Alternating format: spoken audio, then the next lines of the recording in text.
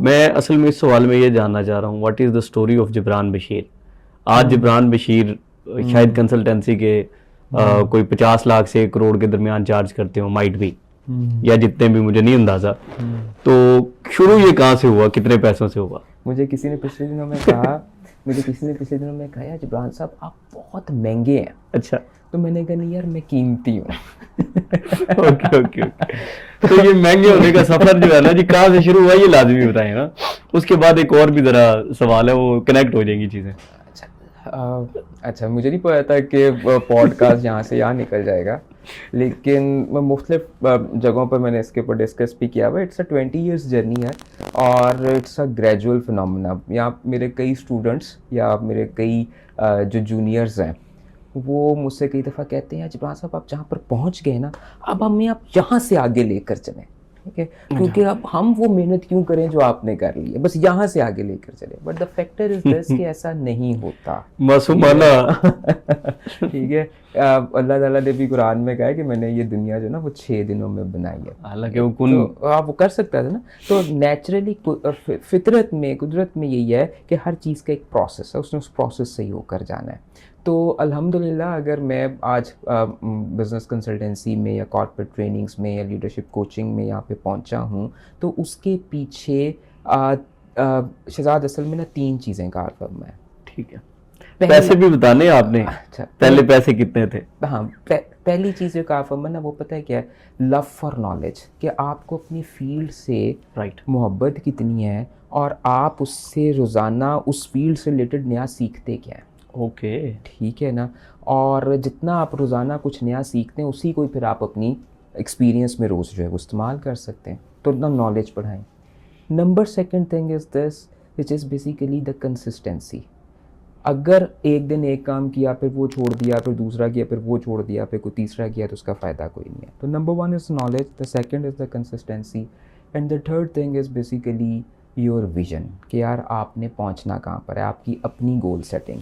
मैं every year अपने goal set करता हूँ, उन गोल्स के अकॉर्डिंगली ही खुद को एक्चुअली उसके ऊपर अलाइन करता हूँ और तब चलता हूँ। उसमें फाइनेंशियल गोल्स भी बनाता हूँ, नॉन फाइनेंशियल गोल्स भी बनाता हूँ। तो ये 3 चीज़ें जो आपको कहीं पर लेकर जाती हैं।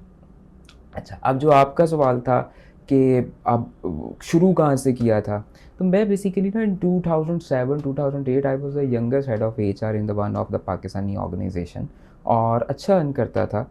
आई was earning the 6 digit salary और काफ़ी यंग था उस वक्त, क्योंकि बचपन से तो शायद मैं शुरू हुआ हूँ एज अ सेल्फ मेड। मतलब उतनी यंग एज में उस टाइम में ₹1,00,000 मिलने के बाद तो मेरा ख्याल है कहानी खत्म हो जाने वाला है। उस अमाउंट वो उस वक्त में ना वो कोई 1,20,000 बनती थी। ओके। तो वो जब अगर वो मिलती हो और वो साथ जो है ना बंदे के थले 4 पहिए भी आ जाएं, गाड़ी भी मिल जाए, तो वो, और ये कोई ऐसा नहीं था, ये किसी अब्बा जी की दी हुई कोई नहीं थी, ये कहीं पर कोई पीछे से कोई सौखा मामलात नहीं थे।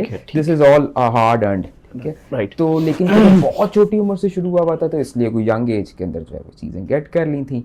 लेकिन मेरे लिए मैं वहाँ रुक भी सकता था, ठीक है, यार ठीक है हो गया।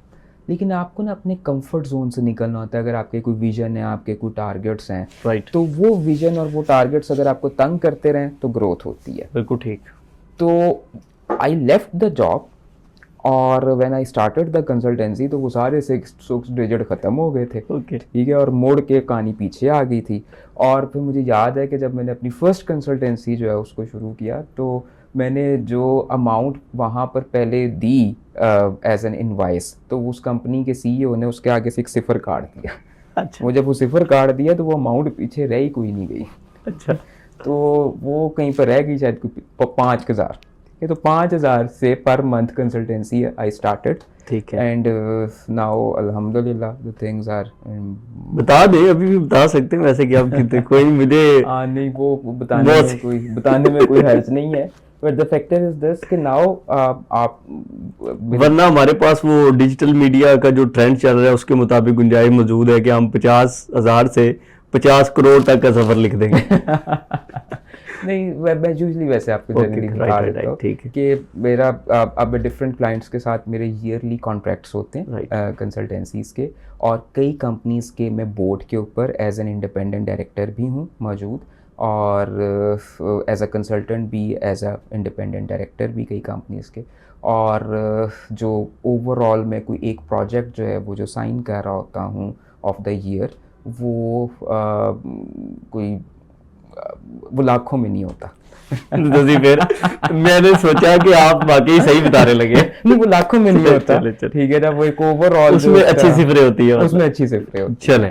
तो इन 165 लोगों में से वैसे ये पूछना पता नहीं कैसा होगा, लेकिन मैं पूछना चाह रहा हूँ कि उन 165 कंपनीज, उन 165 बिजनेस लीडर्स में से कोई ऐसे 2-3 बिजनेस लीडर्स जिन्होंने आपको इंस्पायर किया हो? हाँ हाँ, एक तो वही जिनके पॉडकास्ट से पहले जिनका जिक्र हो रहा था, ठीक है, तो बड़े बहुत ज़्यादा I lot of respect for him and very near to me, very dear to me, and he is actually as my as a elder brother.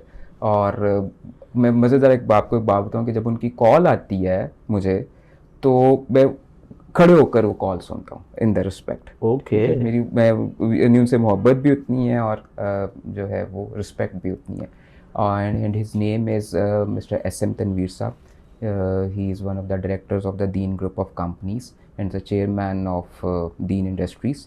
और जो है he is also patron in chief of UBG, और आजकल जो है वो FPCCI को भी जो लीड कर रहे हैं। तो वो उनके साथ ना मेरी एक बॉन्डिंग है। अच्छा, उस बॉन्डिंग के पीछे जो सबसे बड़ी रीजनिंग है ना, वो ये है कि ही is a very ethical person. उनकी टोटल ओवरऑल फैमिली दीन ग्रुप की बड़ी एथिकल है, और बड़ी जो है उनकी वैल्यूज़ उनकी फैमिली की बहुत स्ट्रॉन्ग है। और फिर दूसरा ये है जो SM तनवीर साहब की जो एक बहुत बड़ी खासियत है, he is a very keen learner. हर वक्त कुछ ना कुछ नया सीखना जो है वो उनकी ख्वाहिश होती है। और नंबर थर्ड, जो मुझे उनके साथ जो काम करने का बहुत मज़ा आता है वो ये है कि वो फिर कहते हैं कि यार, फॉर एग्ज़ाम्पल अगर मैं उनके साथ बैठा हूँ तो कहते हैं यार जिब्रान, हमने आपस में डिस्कस कर लिया, चीज़ें हो गई, नाउ गो, करें जो करना चाहते हैं करें। तो वो फिर उनको पता है कि उन्होंने प्रोफेशनल को एक रूम देना है, और प्रोफेशनल फिर एक खुल के अपना जो है वो काम करता है और रिजल्ट्स प्रोड्यूस करता है। तो एक उनके साथ काम करने का बड़ा मज़ा आया मुझे। और फिर there is another young man, is a very good and very energetic, positive mindset, और एंड वेरी एथिकल, एंड वो हैं Mohsin Khwaja sahab. He is basically one of the directors of the Mahmood group of companies. Right. और आजकल वो अपना एक उन्हीं Mahmood group में एक ऑर्गेनाइजेशन है रूमी पोल्ट्री के नाम से, वो उस पूरे को जो है वो देखते हैं। तो उनके साथ काम करने का मुझे बहुत मज़ा आया। और ही is a young chap but बड़ा विजनरी आदमी है।